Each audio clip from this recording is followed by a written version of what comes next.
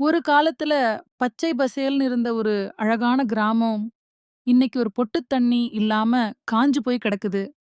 அங்க இருந்த சின்னஞ்சிறு செடிகளும், பெரிய மரங்களும் வாடிப் போய் வானத்தைப் பார்த்து, எப்போ மழை வரும்? அப்படின்னு ஏங்கிட்டு இருந்துச்சு.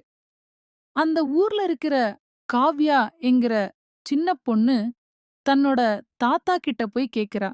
"தாத்தா, ஏன் மழை பெய்யவே மாட்டேங்குது? மேகங்கள் எல்லாம் நம்ம ஊர விட்டு ஏன் போயிருச்சு?" அப்படின்னு வருத்தமா கேக்கிறா. அப்ப அவளோட தாத்தா ஒரு ஆச்சரியமான ரகசியத்த சொல்றாரு. "காஃப்யா, மழைங்கிறது சும்மா வானத்திலிருந்து வர்ற தண்ணி மட்டும் இல்ல. அது மேகங்களும் மரங்களும் பேசிக்கிற ஒரு அன்பான மொழி.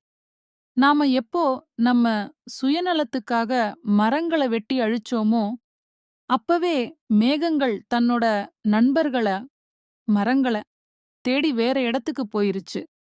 மரங்கள் இருந்தா தான் அதோட கிளைகள் மேகத்த தழுவி நம்ம ஊருக்கு மழைய அழைச்சிட்டு வரும்." அப்படின்னு புரிய வைக்கிறாரு.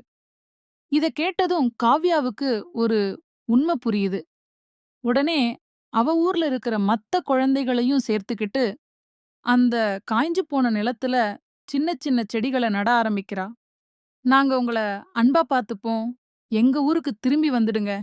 அப்படின்னு மேகத்துக்கிட்ட வேண்டுறா.